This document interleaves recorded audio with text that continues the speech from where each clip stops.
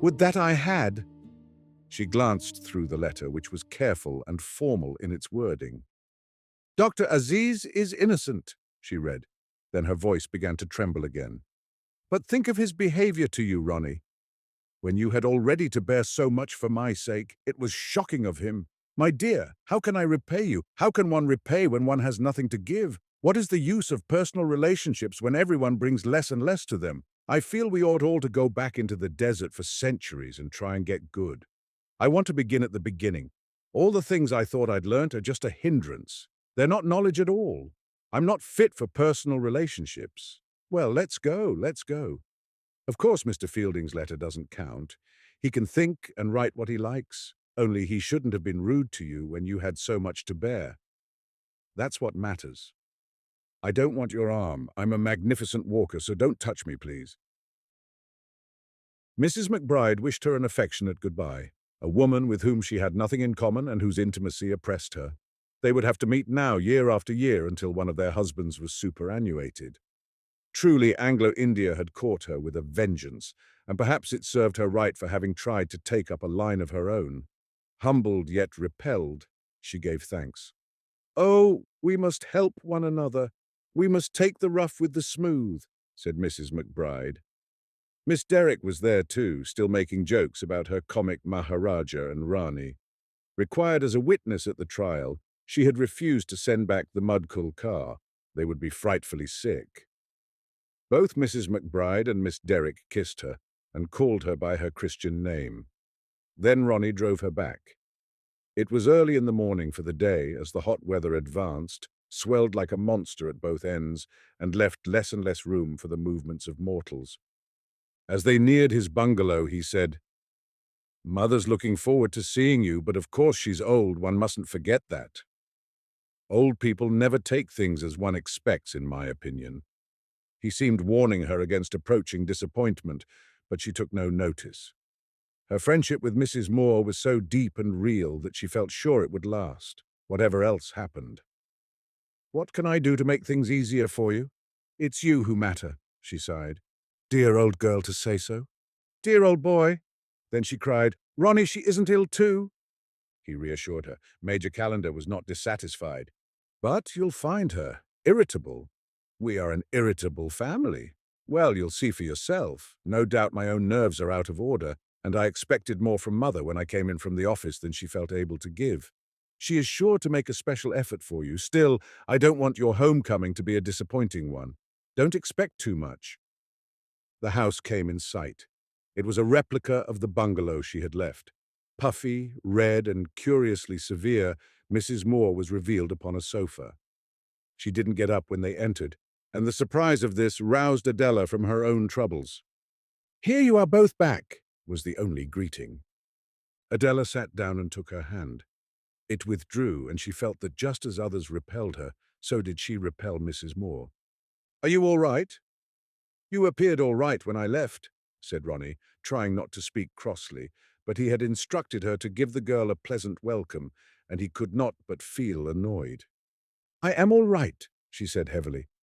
As a matter of fact, I have been looking at my return ticket. It is interchangeable, so I have a much larger choice of boats home than I thought. We can go into that later, can't we? Ralph and Stella may be wanting to know when I arrive. There is plenty of time for all such plans. How do you think our Adela looks? I am counting on you to help me through. It is such a blessing to be with you again. Everyone else is a stranger, said the girl rapidly. But Mrs. Moore showed no inclination to be helpful. A sort of resentment emanated from her. She seemed to say, Am I to be bothered forever? Her Christian tenderness had gone or had developed into a hardness, a just irritation against the human race. She had taken no interest at the arrest, asked scarcely any questions, and had refused to leave her bed on the awful last night of Muharram, when an attack was expected on the bungalow. I know it's all nothing. I must be sensible. I do try, Adela continued, working again towards tears. I shouldn't mind if it had happened anywhere else. At least I really don't know where it did happen.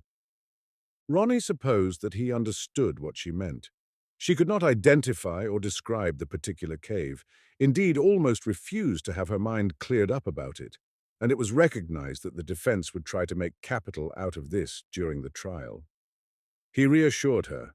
The Marabar Caves were notoriously like one another. Indeed, in the future, they were to be numbered in sequence with white paint.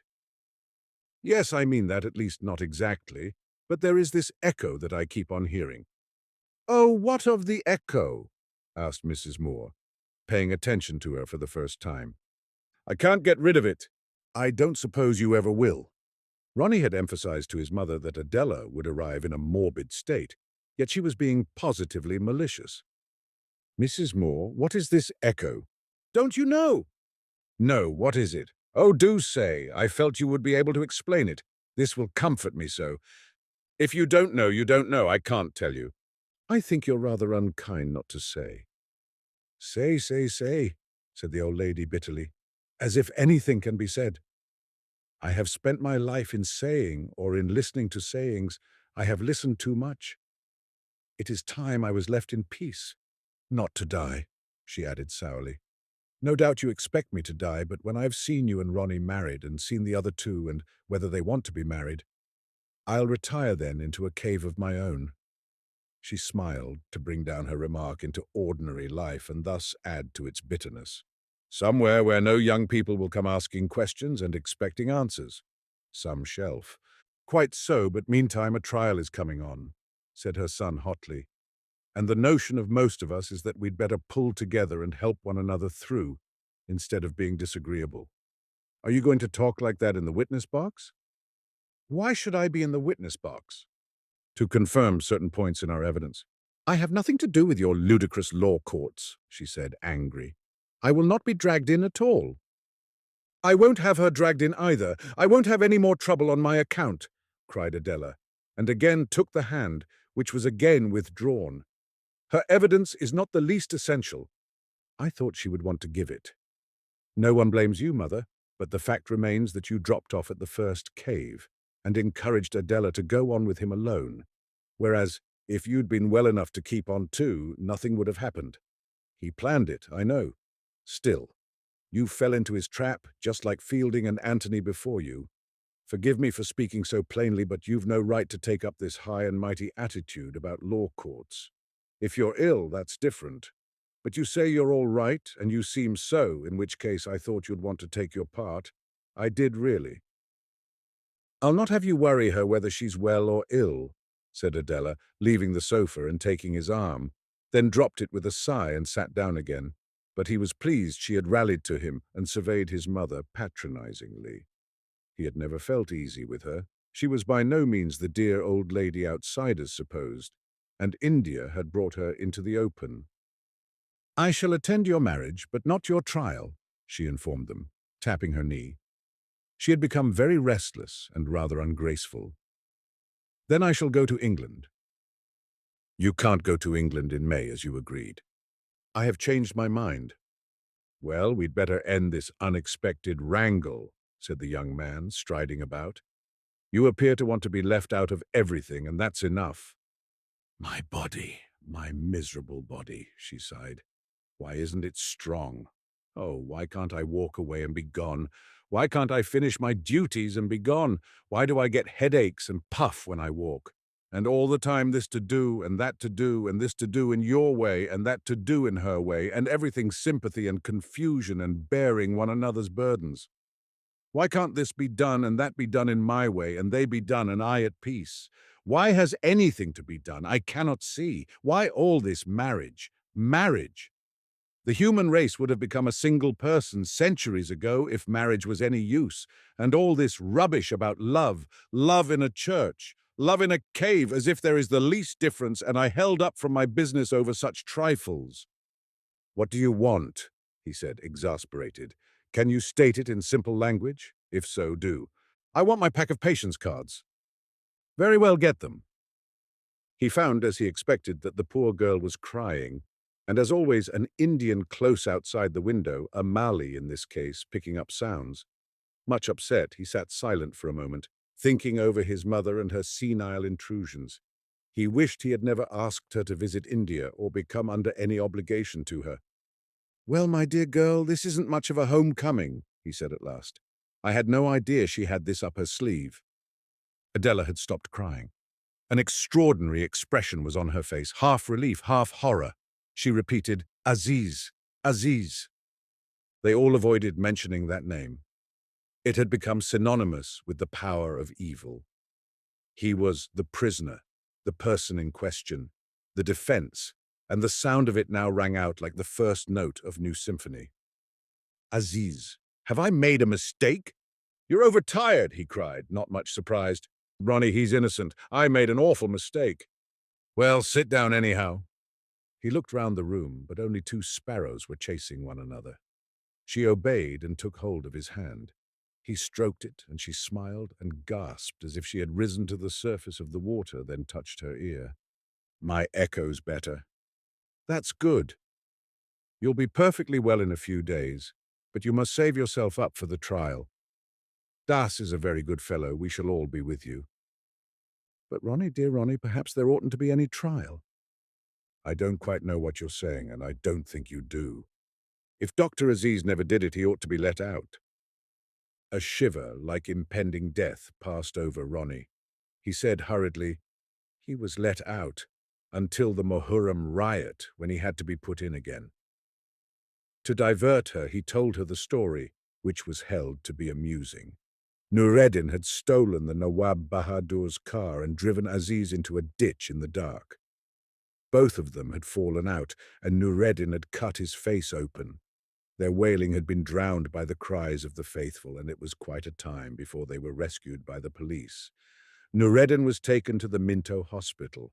Aziz restored to prison with an additional charge against him of disturbing the public peace.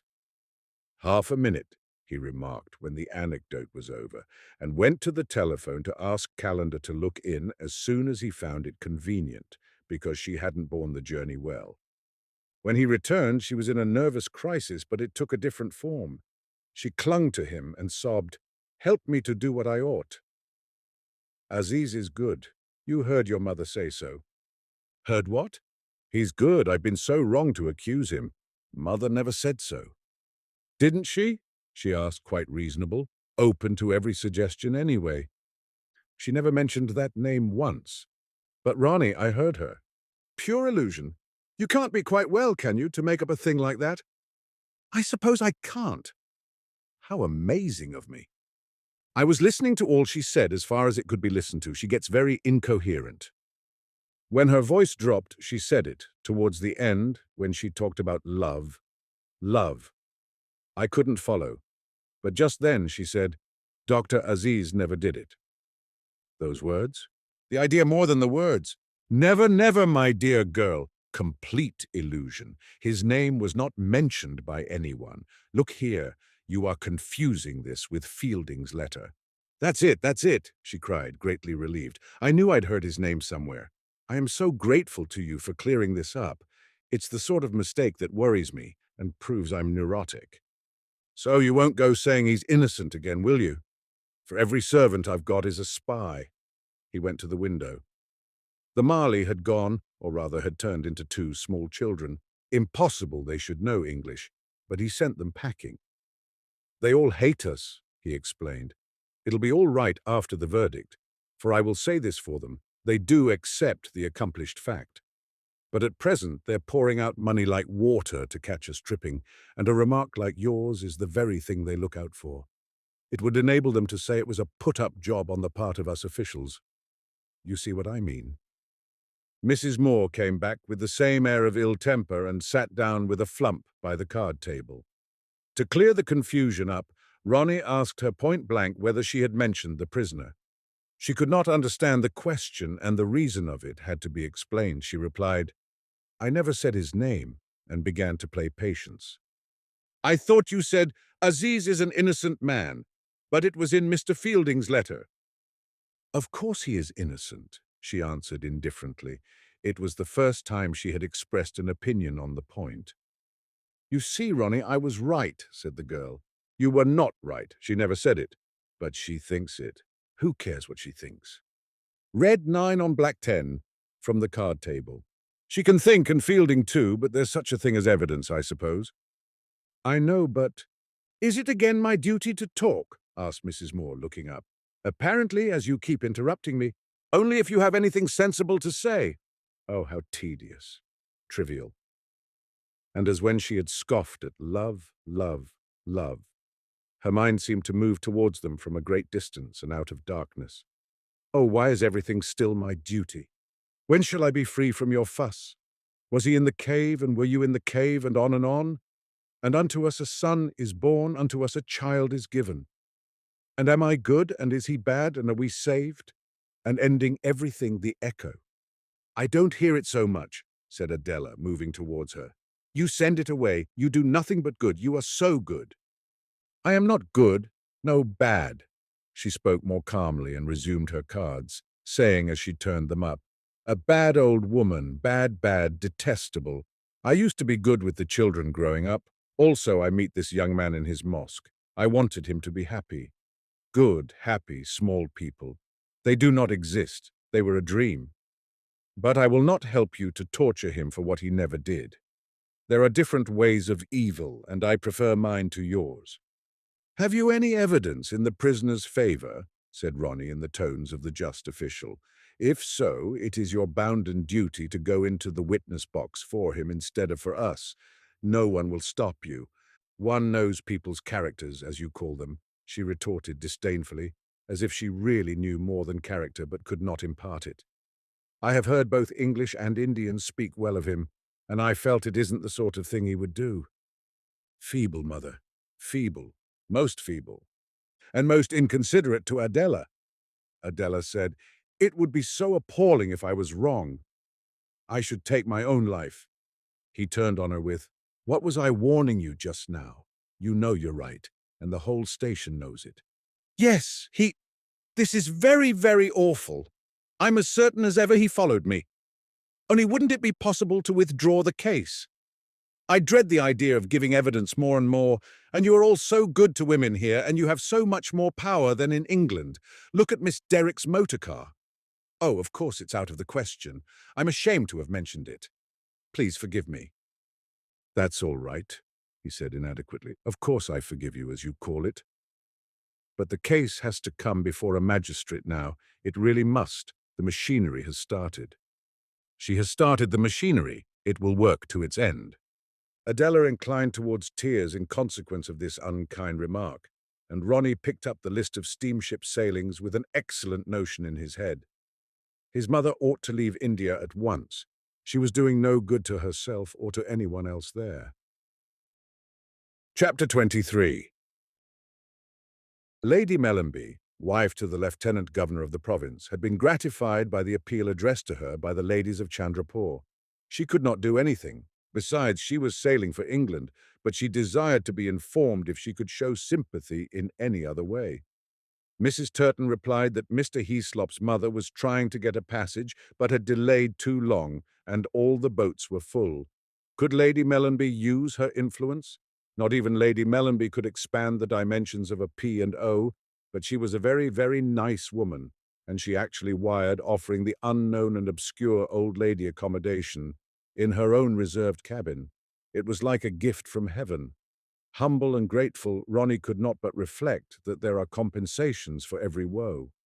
His name was familiar at Government House, owing to poor Adela, and now Mrs. Moore would stamp it on Lady Mellanby's imagination as they journeyed across the Indian Ocean and up the Red Sea.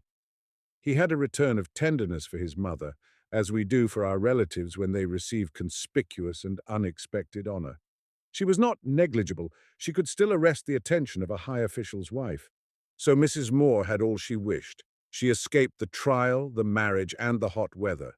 She would return to England in comfort and distinction and see her other children. At her son's suggestion and by her own desire, she departed, but she accepted her good luck without enthusiasm. She had come to that state where the horror of the universe and its smallness are both visible at the same time, the twilight of the double vision in which so many elderly people are involved. If this world is not to our taste, well, at all events, there is heaven, hell, annihilation, one or other of those large things, that huge scenic background of stars, fires, blue or black air.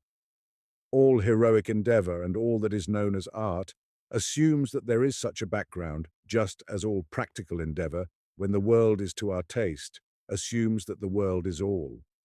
But in the twilight of the double vision, a spiritual muddledom is set up for which no high-sounding words can be found. We can neither act nor refrain from action. We can neither ignore nor respect infinity. Mrs. Moore had always inclined to resignation.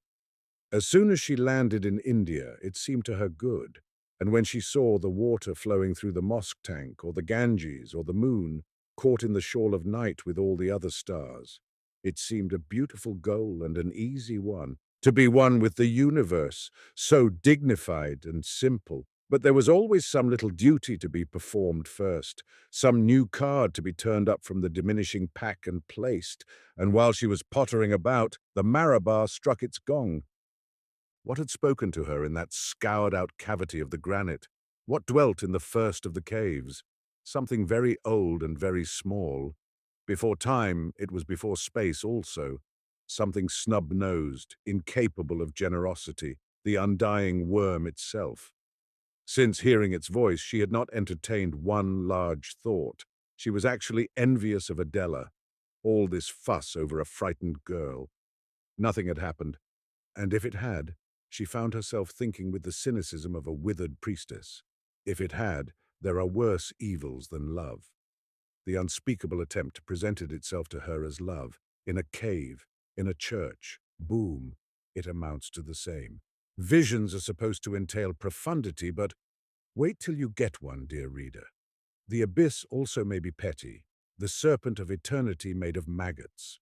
Her constant thought was, less attention should be paid to my future daughter-in-law, and more to me. There is no sorrow like my sorrow, although when the attention was paid, she rejected it irritably. Her son couldn't escort her to Bombay, for the local situation continued acute, and all officials had to remain at their posts. Anthony couldn't come either, in case he never returned to give his evidence. So she traveled with no one who could remind her of the past. This was a relief. The heat had drawn back a little before its next advance, and the journey was not unpleasant. As she left Chandrapur, the moon, full again, shone over the Ganges and touched the shrinking channels into threads of silver, then veered and looked into her window. The swift and comfortable mail train slid with her through the night, and all the next day she was rushing through central India, through landscapes that were baked and bleached, but had not the hopeless melancholy of the plain. She watched the indestructible life of man and his changing faces, and the houses he has built for himself and God, and they appeared to her not in terms of her own trouble, but as things to see. There was, for instance, a place called Asirgarh, which she passed at sunset and identified on a map, an enormous fortress among wooded hills. No one had ever mentioned Asirgarh to her, but it had huge and noble bastions, and to the right of them was a mosque. She forgot it. 10 minutes later, Asirgarh reappeared. The mosque was to the left of the bastions now. The train in its descent through the Vindhyas had described a semicircle round Asirgarh. What could she connect it with except its own name? Nothing. She knew no one who lived there, but it had looked at her twice and seemed to say, I do not vanish. She woke in the middle of the night with a start, for the train was falling over the western cliff. Moonlit pinnacles rushed up at her like the fringes of a sea. Then a brief episode of plain, the real sea, and the soupy dawn of Bombay. I have not seen the right places, she thought, as she saw embayed in the platforms of the Victoria terminus the end of the rails that had carried her over a continent and could never carry her back. She would never visit Asirgarh or the other untouched places, neither Delhi nor Agra, nor the Rajputana cities, nor Kashmir, nor the obscurer marvels that had sometimes shone through men's speech. The bilingual rock of Girna, the statue of Sri Belgola, the ruins of Mandu and Hampi, temples of Khajuraho, gardens of Shalimar. As she drove through the huge city which the West has built and abandoned with a gesture of despair, she longed to stop, though it was only Bombay, and disentangle the 100 Indias that passed each other in its streets. The feet of the horses moved her on, and presently the boats sailed and thousands of coconut palms appeared all round the anchorage and climbed the hills to wave her farewell. So you thought an echo was India. You took the Marabar Caves as final, they laughed. What have we in common with them, or they with Asirgar? Goodbye. Then the steamer rounded Colaba. The continent swung about. The cliff of the Ghats melted into the haze of a tropic sea. Lady Mellanby turned up and advised her not to stand in the heat. We are safely out of the frying pan, said Lady Mellanby. It will never do to fall into the fire. Chapter 24. Making sudden changes of gear, the heat accelerated its advance after Mrs. Moore's departure until existence had to be endured and crime punished with the thermometer at 112. Electric fans hummed and spat, water splashed onto screens, ice clinked, and outside these defenses, between a greyish sky and a yellowish earth, clouds of dust moved hesitatingly. In Europe, life retreats out of the cold, and exquisite fireside myths have resulted, Balder, Persephone. But here the retreat is from the source of life, the treacherous sun, and no poetry adorns it, because disillusionment cannot be beautiful. Men yearn for poetry, though they may not confess it. They desire that joy shall be graceful, and sorrow august, and infinity have a form, and India fails to accommodate them. The annual helter-skelter of April, when irritability and lust spread like a canker, is one of her comments on the orderly hopes of humanity. Fish manage better. Fish, as the tanks dry, wriggle into the mud and wait for the rains to uncake them. But men try to be harmonious all the year round, and the results are occasionally disastrous. The triumphant machine of civilization may suddenly hitch and be immobilized into a car of stone, and at such moments the destiny of the English seems to resemble their predecessors, who also entered the country with intent to refashion it, but were in the end worked into its pattern and covered with its dust. Adela, after years of intellectualism, had resumed her morning kneel to Christianity. There seemed no harm in it. It was the shortest and easiest cut to the unseen, and she could tack her troubles onto it. Just as the Hindu clerks asked Lakshmi for an increase in pay, so did she implore Jehovah for a favorable verdict. God who saves the king will surely support the police. Her deity returned a consoling reply, but the touch of her hands on her face started prickly heat, and she seemed to swallow and expectorate the same insipid clot of air that had weighed on her lungs all the night. Also, the voice of Mrs. Turton disturbed her. "Are you ready, young lady?" It pealed from the next room. "Half a minute," she murmured. The Turtons had received her after Mrs. Moore left. Their kindness was incredible, but it was her position, not her character, that moved them. She was the English girl who had had the terrible experience, and for whom too much could not be done. No one, except Ronnie, had any idea of what passed in her mind, and he only dimly, for where there is officialism, every human relationship suffers. In her sadness, she said to him, "I bring you nothing but trouble. I was right on the maiden. We had better just be friends." But he protested, for the more she suffered, the more highly he valued her. Did she love him? This question was somehow draggled up with the Marabar. It had been in her mind as she entered the fatal cave. Was she capable of loving anyone? "Miss Quested, Adela. What do you call yourself? It's 7:30. We ought to think of starting for that court when you feel inclined." "She's saying her prayers," came the collector's voice. "Sorry, my dear, take your time. Was your Kota Hazri all right?" "I can't eat. Might I have a little brandy?" she asked, deserting Jehovah. When it was brought, she shuddered and said she was ready to go. "Drink it up. Not a bad notion, a peg. I don't think it'll really help me, Burra Sahib." "You sent brandy down to the court, didn't you, Mary?" "I should think I did. Champagne, too." "I'll thank you this evening. I'm all to pieces now," said the girl, forming each syllable carefully as if her trouble would diminish if it were accurately defined. She was afraid of reticence, in case something that she herself did not perceive took shape beneath it. And she had rehearsed with Mr. McBride in an odd, mincing way her terrible adventure in the cave. How the man had never actually touched her but dragged her about, and so on. Her aim this morning was to announce meticulously that the strain was appalling, and she would probably break down under Mr. Amritrao's cross-examination and disgrace her friends. "My echo has come back again badly," she told them. "How about aspirin?" It is not a headache, it is an echo. Unable to dispel the buzzing in her ears, Major Calendar had diagnosed it as a fancy, which must not be encouraged. So the Turtons changed the subject. The cool little lick of the breeze was passing over the earth, dividing night from day. It would fail in 10 minutes, but they might profit by it for their drive down into the city. I am sure to break down, she repeated. You won't, said the collector, his voice full of tenderness. Of course she won't. She's a real sport. But Mrs. Turton.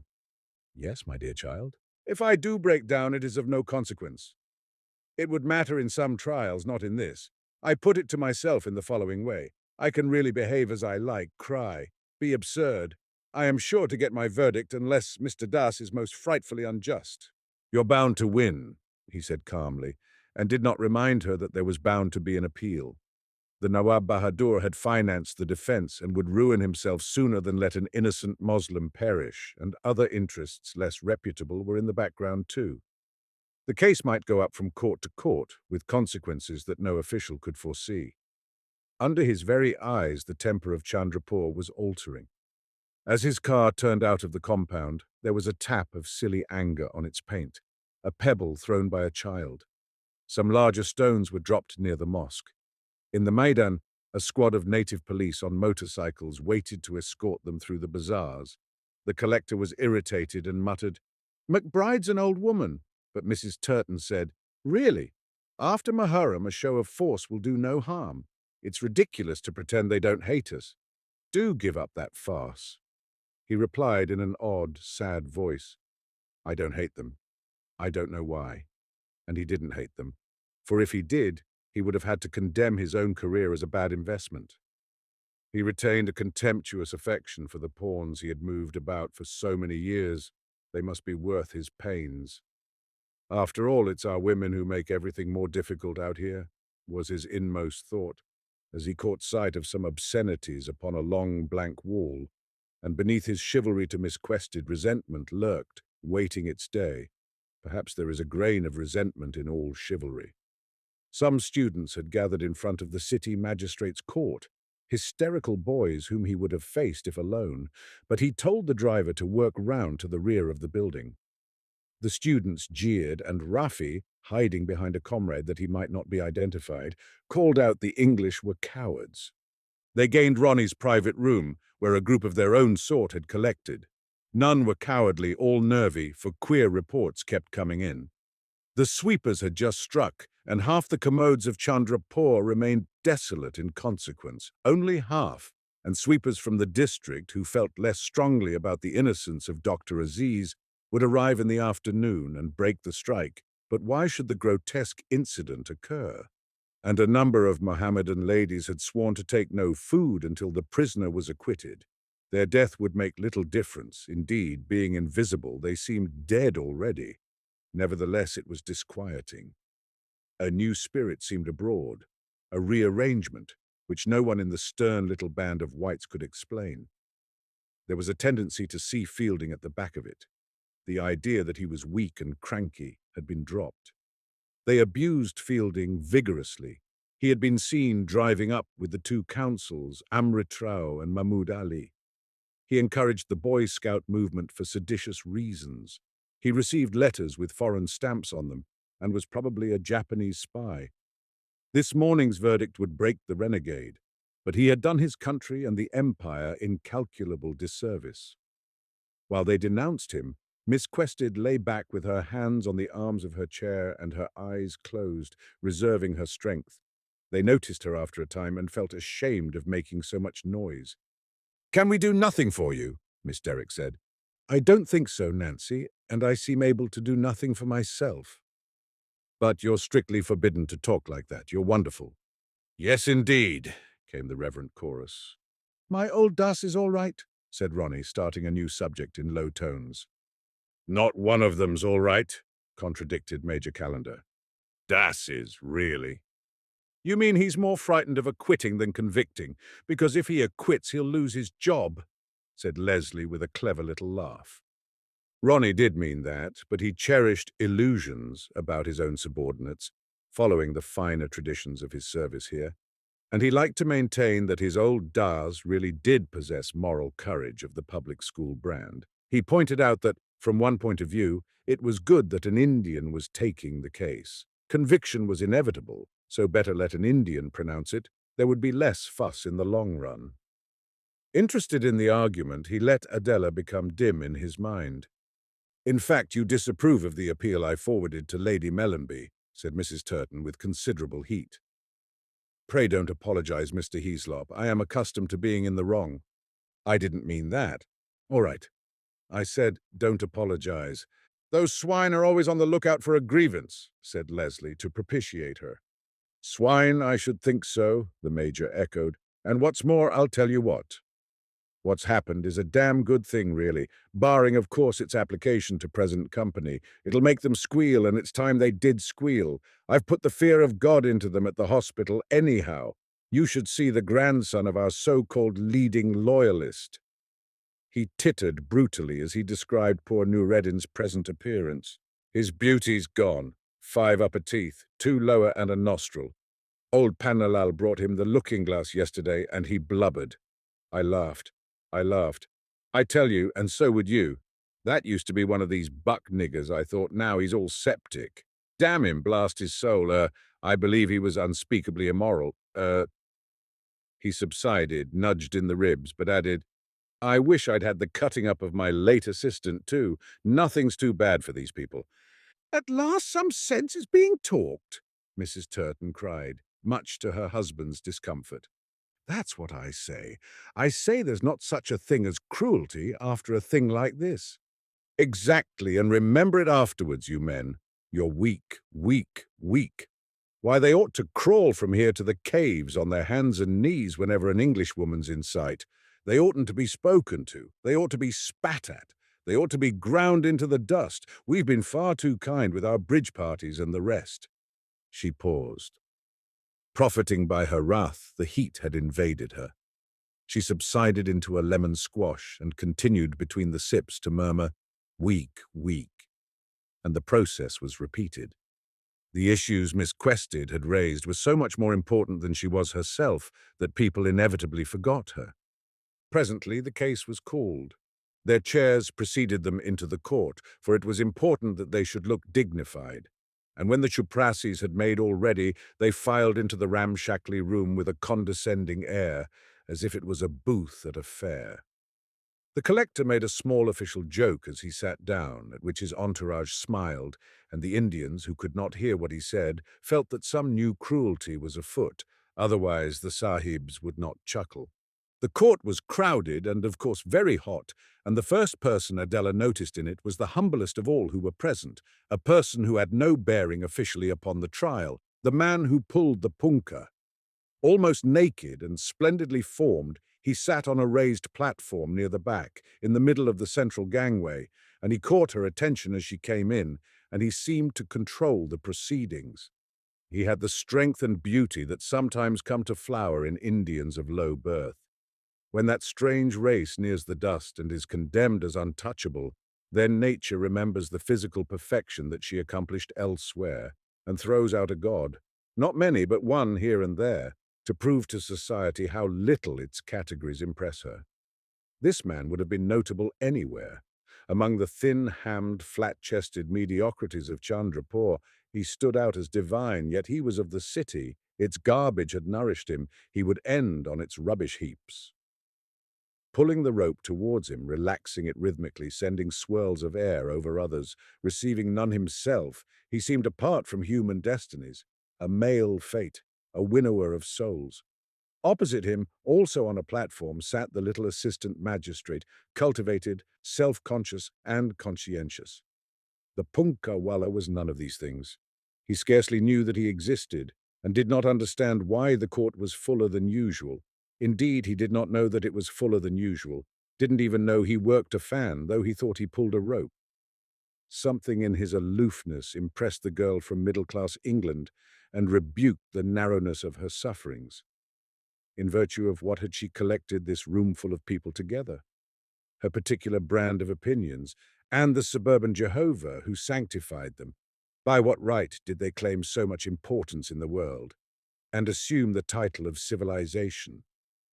Mrs. Moore, she looked round, but Mrs. Moore was far away on the sea.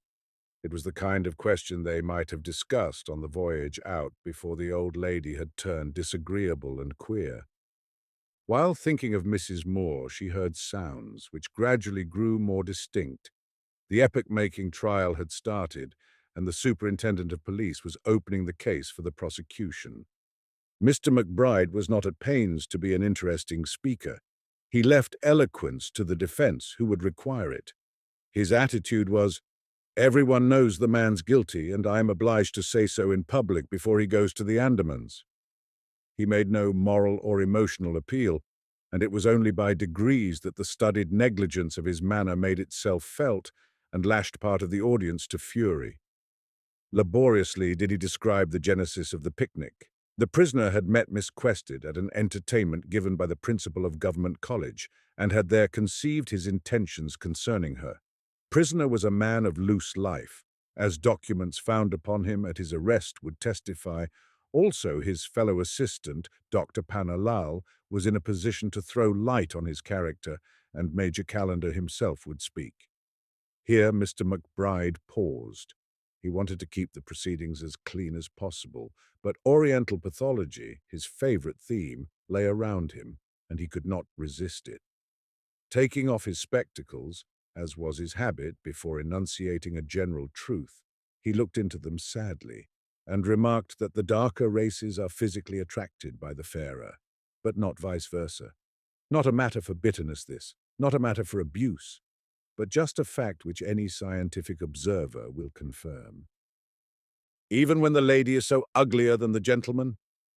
The comment fell from nowhere, from the ceiling perhaps. It was the first interruption, and the magistrate felt bound to censure it. "Turn that man out," he said. One of the native policemen took hold of a man who had said nothing and turned him out roughly. Mr. McBride resumed his spectacles and proceeded, but the comment had upset Miss Quested. Her body resented being called ugly and trembled. "Do you feel faint, Adela?" asked Miss Derrick, who tended her with loving indignation. "I never feel anything else, Nancy. I shall get through, but it's awful, awful." This led to the first of a series of scenes. Her friends began to fuss around her, and the major called out, "I must have better arrangements than this made for my patient. Why isn't she given a seat on the platform? She gets no air." Mr. Das looked annoyed and said, "I shall be happy to accommodate Miss Quested with a chair up here in view of the particular circumstances of her health." The Chuprasis passed up not one chair but several, and the entire party followed Adela onto the platform, Mr. Fielding being the only European who remained in the body of the hall. "That's better," remarked Mrs. Turton as she settled herself. "Thoroughly desirable change for several reasons," replied the major. The magistrate knew that he ought to censure this remark, but did not dare to. Calendar saw that he was afraid, and called out authoritatively, "Right, McBride, go ahead now. Sorry to have interrupted you." "Are you all right yourselves?" asked the superintendent. We shall do, we shall do." "Go on, Mr. Das. We are not here to disturb you," said the collector patronizingly. Indeed, they had not so much disturbed the trial as taken charge of it. While the prosecution continued, Miss Quested examined the hall, timidly at first, as though it would scorch her eyes. She observed to left and right of the punkah man many a half-known face.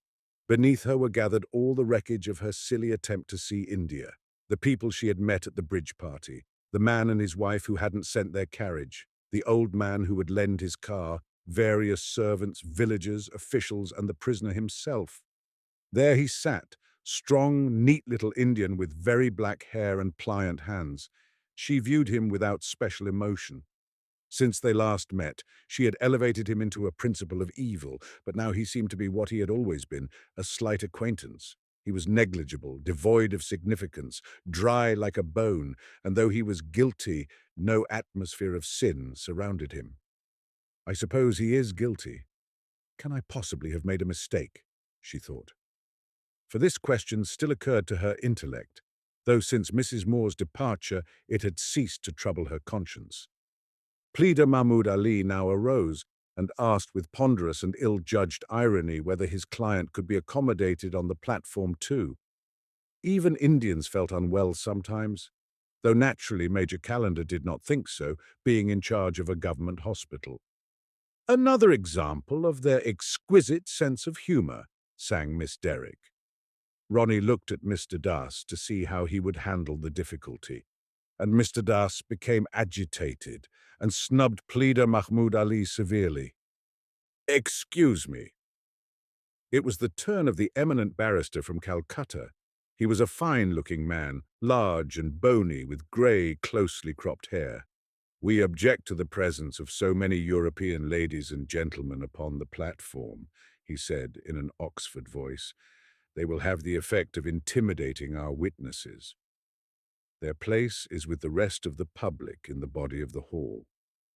We have no objection to Miss Quested remaining on the platform since she has been unwell. We shall extend every courtesy to her throughout, despite the scientific truths revealed to us by the District Superintendent of Police, but we do object to the others."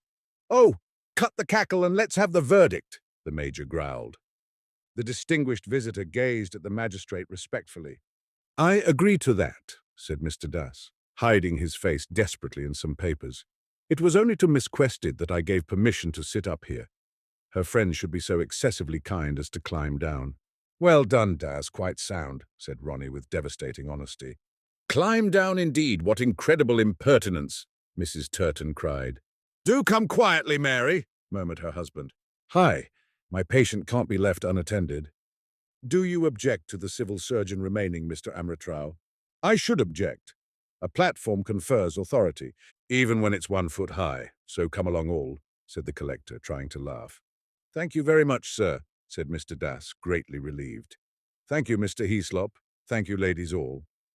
And the party, including Miss Quested, descended from its rash eminence. The news of their humiliation spread quickly, and people jeered outside. Their special chairs followed them. Mahmud Ali, who was quite silly and useless with hatred, objected even to these. By whose authority had special chairs been introduced? Why had the Nawab Bahadur not been given one? Etc.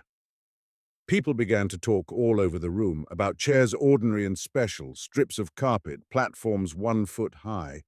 But the little excursion had a good effect on Miss Quested's nerves. She felt easier now that she had seen all the people who were in the room. It was like knowing the worst. She was sure now that she should come through all right, that is to say, without spiritual disgrace, and she passed the good news on to Ronnie and Mrs. Turton. They were too much agitated with the defeat to British prestige to be interested. From where she sat, she could see the renegade Mr. Fielding. She had had a better view of him from the platform and knew that an Indian child perched on his knee. He was watching the proceedings, watching her. When their eyes met, he turned his away, as if direct intercourse was of no interest to him. The magistrate was also happier. He had won the battle of the platform and gained confidence. Intelligent and impartial, he continued to listen to the evidence and tried to forget that later on he should have to pronounce a verdict in accordance with it. The superintendent trundled steadily forward. He had expected these outbursts of insolence. They are the natural gestures of an inferior race, and he betrayed no hatred of Aziz, merely an abysmal contempt. The speech dealt at length with the prisoners' dupes, as they were called, Fielding, the servant Anthony, the Nawab Bahadur. This aspect of the case had always seemed dubious to Miss Quested, and she had asked the police not to develop it. But they were playing for a heavy sentence and wanted to prove that the assault was premeditated. And in order to illustrate the strategy, they produced a plan of the Marabar Hills, showing the route that the party had taken and the tank of the dagger where they had camped. The magistrate displayed interest in archaeology. An elevation of a specimen cave was produced. It was lettered Buddhist Cave. Not Buddhist, I think, Jane. "In which cave is the offence alleged, the Buddhist or the Jain?" asked Mahmud Ali, with the air of unmasking a conspiracy. "All the Marabar Caves are Jain." "Yes, sir. Then in which Jain cave?" "You will have an opportunity of putting such questions later." Mr. McBride smiled faintly at their fatuity. Indians invariably collapse over some such point as this. He knew that the defense had some wild hope of establishing an alibi, that they had tried, unsuccessfully, to identify the guide, and that Fielding and Hamidullah had gone out to the Kawadol and paced and measured all one moonlit night. Mr. Leslie says they're Buddhist, and he ought to know if anyone does. But may I call attention to the shape? And he described what had occurred there. Then he spoke of Miss Derrick's arrival, of the scramble down the gully, of the return of the two ladies to Chandrapur, and of the document Miss Quested signed on her arrival in which mention was made of the field glasses, and then came the culminating evidence, the discovery of the field glasses on the prisoner. I have nothing to add at present, he concluded, removing his spectacles. I will now call my witnesses. The facts will speak for themselves. The prisoner is one of those individuals who have led a double life. I dare say his degeneracy gained upon him gradually. He has been very cunning at concealing, as is usual with the type, and pretending to be a respectable member of society, getting a government position even. He is now entirely vicious and beyond redemption, I am afraid. He behaved most cruelly, most brutally to another of his guests, another English lady. In order to get rid of her and leave him free for his crime, he crushed her into a cave among his servants. However, that is by the way.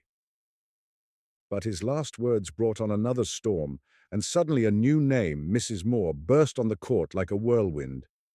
Mahmoud Ali had been enraged, his nerves snapped. He shrieked like a maniac and asked whether his client was charged with murder as well as rape, and who was this second English lady. I don't propose to call her. You don't because you can't. You have smuggled her out of the country. She is Mrs. Moore. She would have proved his innocence. She was on our side. She was poor Indian's friend. You could have called her yourself, cried the magistrate. Neither side called her, neither must quote her as evidence. She was kept from us until too late. I learned too late. This is English justice. Here is your British Raj. Give us back Mrs. Moore for 5 minutes only, and she will save my friend. She will save the name of his sons. Don't rule her out, Mr. Das. Take back those words, as you yourself are a father. Tell me where they have put her, oh Mrs. Moore. If the point is of any interest, my mother should have reached Aden, said Ronnie dryly. He ought not to have intervened, but the onslaught had startled him. Imprisoned by you there because she knew the truth. He was almost out of his mind and could be heard saying above the tumult, I ruin my career no matter. We are all to be ruined one by one. This is no way to defend your case, counselled the magistrate. I am not defending a case, nor are you trying one. We are both of us slaves. Mr. Mahmoud Ali, I have already warned you, and unless you sit down, I shall exercise my authority. Do so. This trial is a farce. I am going. And he handed his papers to Amrit Rao and left, calling from the door histrionically yet with intense passion, Aziz, Aziz, farewell forever. The tumult increased, the invocation of Mrs. Moore continued, and people who did not know what the syllables meant repeated them like a charm. They became Indianized into Esmis Esmore. They were taken up in the street outside. In vain the magistrate threatened and expelled. Until the magic exhausted itself, he was powerless. Unexpected, remarked Mr. Turton. Ronnie furnished the explanation. Before she sailed, his mother had taken to talk about the Marabar in her sleep, especially in the afternoon when servants were on the veranda, and her disjointed remarks on Aziz had doubtless been sold to Mahmoud Ali for a few annas. That kind of thing never ceases in the East. I thought they'd try something of the sort. Ingenious. He looked into their wide-open mouths. They get just like over their religion, he added calmly. Start and can't stop. I'm sorry for your old Das. He's not getting much of a show. Mr. Heaslop, how disgraceful dragging in your dear mother, said Miss Derrick, bending forward. It's just a trick, and they happened to pull it off. Now one sees why they had Mahmoud Ali, just to make a scene on the chance. It is his speciality, but he disliked it more than he showed. It was revolting to hear his mother travestied into Esmis Esmore, a Hindu goddess. Esmis Esmore, Esmis Esmore, Esmis Esmore, Esmis Esmore. Ronnie. Yes, old girl. Isn't it all queer? I'm afraid it's very upsetting for you. Not the least.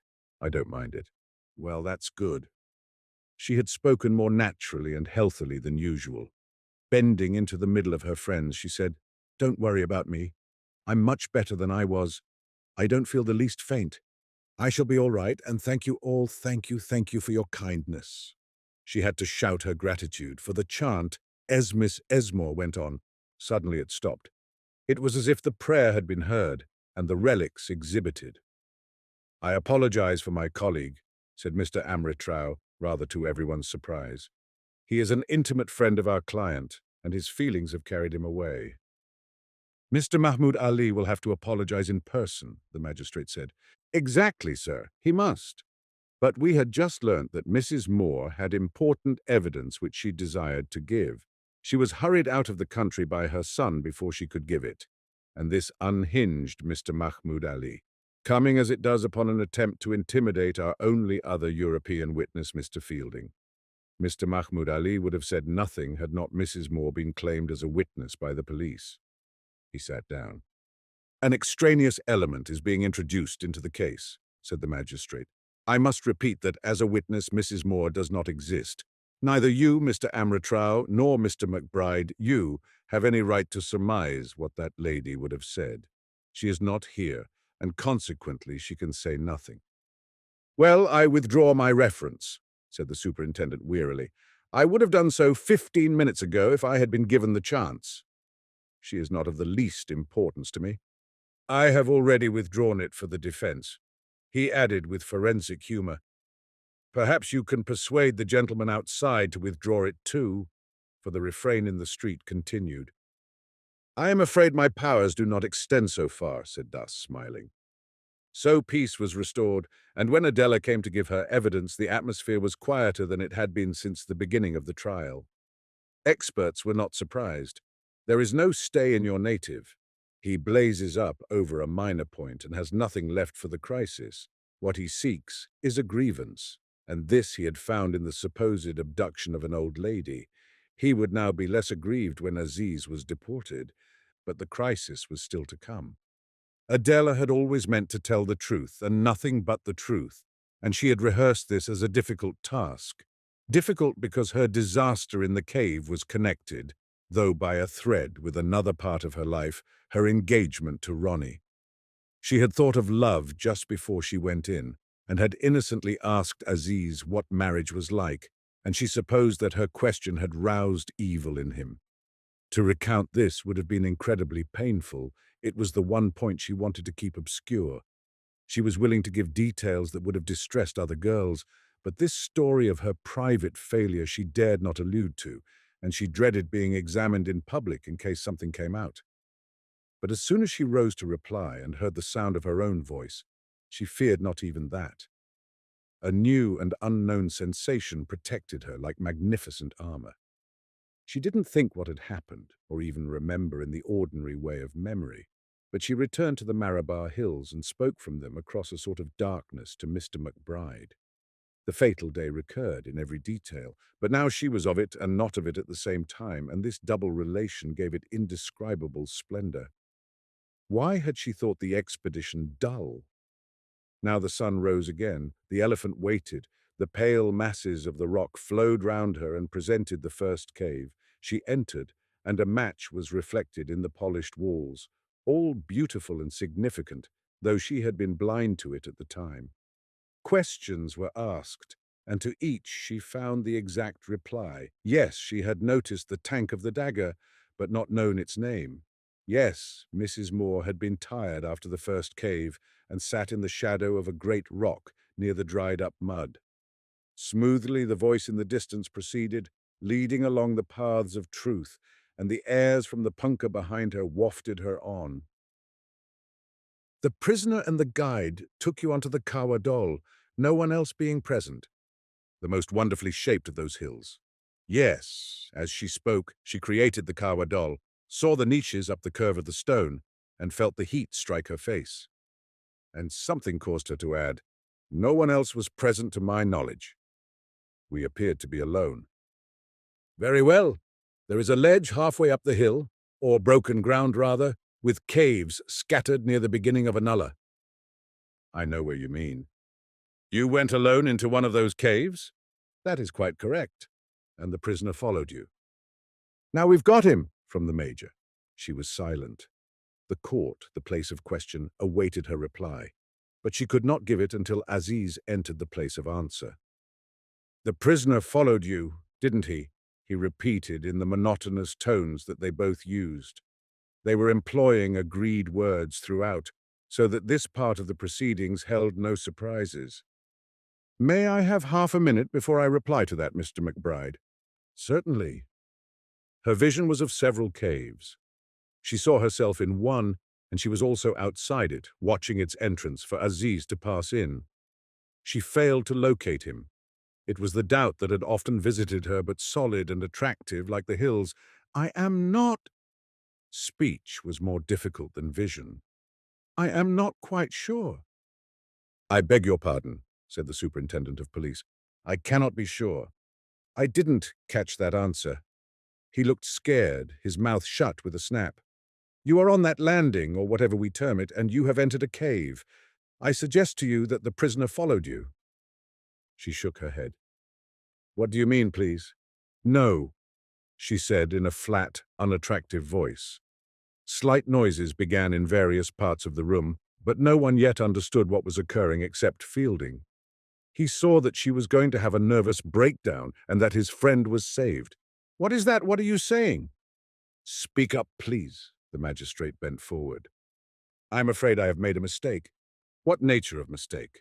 Dr. Aziz never followed me into the cave. The superintendent slammed down his papers, then picked them up and said calmly, Now, Miss Quested, let us go on. I will read you the words of the deposition which you signed 2 hours later in my bungalow. Excuse me, Mr. McBride, you cannot go on. I am speaking to the witness myself, and the public will be silent. If it continues to talk, I have the court cleared. Miss Quested, address your remarks to me, who am the magistrate in charge of the case, and realize their extreme gravity. Remember you speak on oath, Miss Quested. Dr. Aziz never... I stop these proceedings on medical grounds, cried the major on a word from Turton, and all the English rose from their chairs at once, large white figures behind which the little magistrate was hidden. The Indians rose too. Hundreds of things went on at once, so that afterwards each person gave a different account of the catastrophe. You withdraw the charge? Answer me! Shrieked the representative of justice. Something that she did not understand took hold of the girl and pulled her through. Though the vision was over, and she had returned to the insipidity of the world, she remembered what she had learnt. Atonement and confession. They could wait. It was in hard, prosaic tones that she said, I withdraw everything. Enough. Sit down. Mr. McBride, do you wish to continue in the face of this? The superintendent gazed at his witness as if she was a broken machine and said, Are you mad? Don't question her, sir. You have no longer the right. Give me time to consider. Sahib, you will have to withdraw. This becomes a scandal, boomed the Nawab Bahadur suddenly from the back of the court. He shall not, shouted Mrs. Turton against the gathering tumult. Call the other witnesses. We're none of us safe. Ronnie tried to check her, and she gave him an irritable blow, then screamed insults at Adela.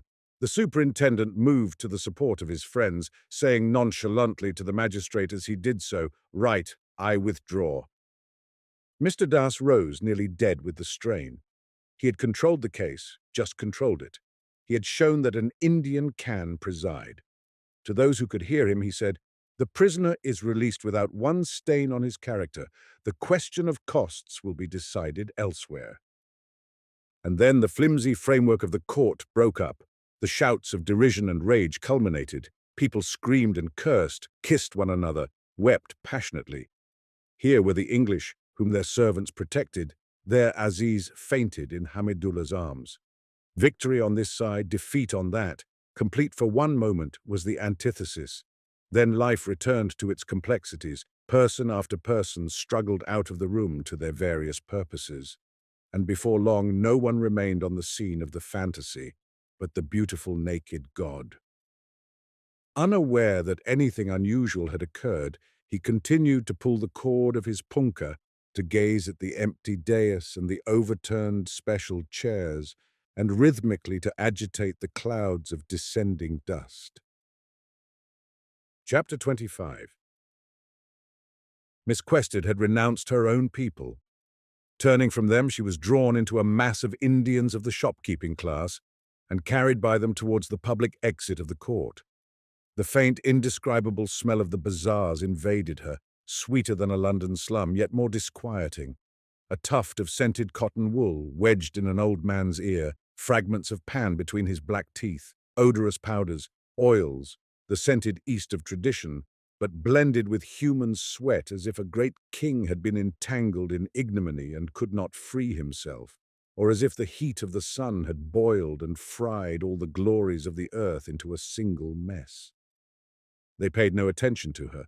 They shook hands over her shoulder, shouted through her body, for when the Indian does ignore his rulers, he becomes genuinely unaware of their existence. Without part in the universe she had created, she was flung against Mr. Fielding. "What do you want here?" Knowing him for her enemy, she passed on into the sunlight without speaking. He called after her, "Where are you going, Miss Quested?" "I don't know." "You can't wander about like that. Where's the car you came in?" "I shall walk." "What madness. There's supposed to be a riot on. The police have struck. No one knows what'll happen next. Why don't you keep to your own people?" "Ought I to join them?" she said without emotion. She felt emptied, valueless. There was no more virtue in her. "You can't! It's too late!" "How are you to get round to the private entrance now? Come this way with me, quick! I'll put you into my carriage." "Cyril, Cyril, don't leave me," called the shattered voice of Aziz. "I'm coming back!" "This way, and don't argue." He gripped her arm. "Excuse manners, but I don't know anyone's position. Send my carriage back any time tomorrow, if you please." "But where am I to go in it?" "Where you like." "How should I know your arrangements?" The Victoria was safe in a quiet side lane, but there were no horses. For the Sais, not expecting the trial would end so abruptly, had led them away to visit a friend. She got into it obediently. The man could not leave her, for the confusion increased, and spots of it sounded fanatical. The main road through the bazaars was blocked, and the English were gaining the civil station by byways. They were caught like caterpillars, and could have been killed off easily. What have you been doing?" he cried suddenly. "Playing a game, studying life, or what?" "Sir, I intend these for you, sir," interrupted a student, running down the lane with a garland of jasmine on his arm. "I don't want the rubbish. Get out." "Sir, I'm a horse. We shall be your horses," another cried as he lifted the shafts of the Victoria into the air. "Fetch my sires, Rafi. There's a good chap." "No, sir, this is an honor for us." Fielding wearied of his students. The more they honored him, the less they obeyed. They lassoed him with jasmine and roses, scratched the splashboard against a wall and recited a poem, the noise of which filled the lane with a crowd. "Hurry up, sir, we pull you in a procession." And half affectionate, half impudent, they bundled him in. "I don't know whether this suits you, but anyhow you're safe," he remarked. The carriage jerked into the main bazaar, where it created some sensation. Miss Quested was so loathed in Chandrapur that her recantation was discredited, and the rumour ran that she had been stricken by the deity in the middle of her lies. But they cheered when they saw her sitting by the heroic principal. Some addressed her as Mrs. Moore, and they garlanded her to match him. Half gods, half guys, with sausages of flowers round their necks, the pair were dragged in the wake of Aziz's victorious landau. In the applause that greeted them, some derision mingled. The English always stick together, that was the criticism, nor was it unjust. Fielding shared it himself, and knew that if some misunderstanding occurred and an attack was made on the girl by his allies, he would be obliged to die in her defense. He didn't want to die for her, he wanted to be rejoicing with Aziz. Where was the procession going? To friends, to enemies, to Aziz's bungalow, to the collector's bungalow, to the Minto hospital where the civil surgeon would eat dust, and the patients, confused with prisoners, be released to Delhi, Simla. The students thought it was going to government college. When they reached a turning, they twisted the Victoria to the right, ran it by side lanes down a hill and through a garden gate into the mango plantation. And as far as Fielding and Miss Quested were concerned, all was peace and quiet. The trees were full of glossy foliage and slim green fruit. The tank slumbered, and beyond it rose the exquisite blue arches of the garden house. "Sir, we fetch the others? Sir, it is a somewhat heavy load for our arms," were heard. Fielding took the refugee to his office and tried to telephone to McBride, but this he could not do. The wires had been cut. All his servants had decamped. Once more he was unable to desert her. He assigned her a couple of rooms, provided her with ice and drinks and biscuits, advised her to lie down and lay down himself. There was nothing else to do. He felt restless and thwarted as he listened to the retreating sounds of the procession, and his joy was rather spoilt by bewilderment.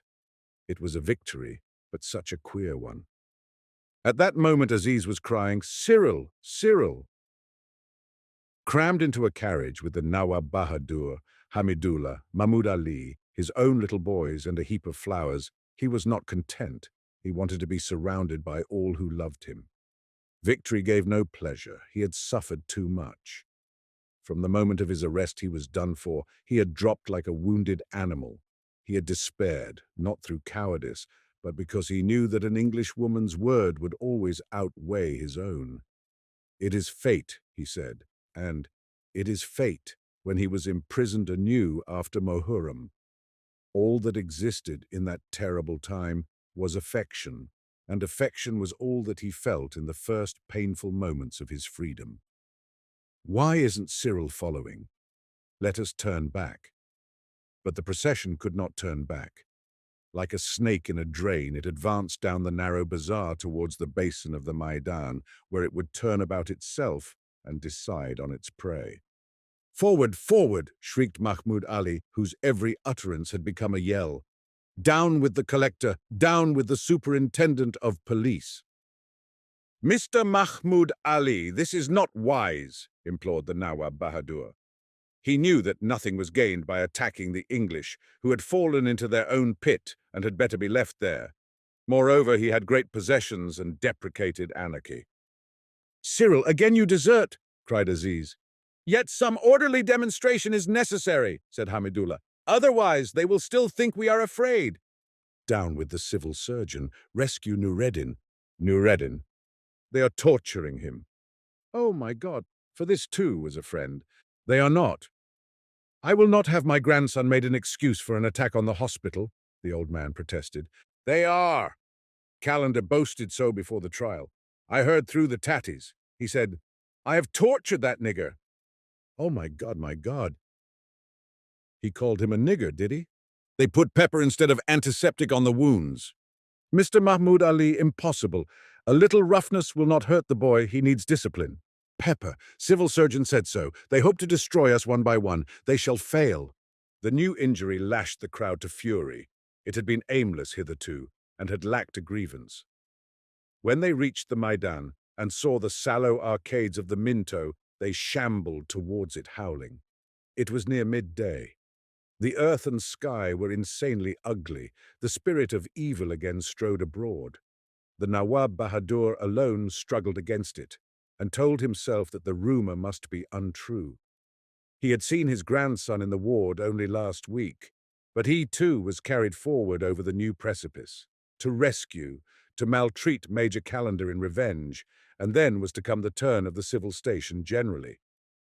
But disaster was averted, and averted by Dr. Pannalal.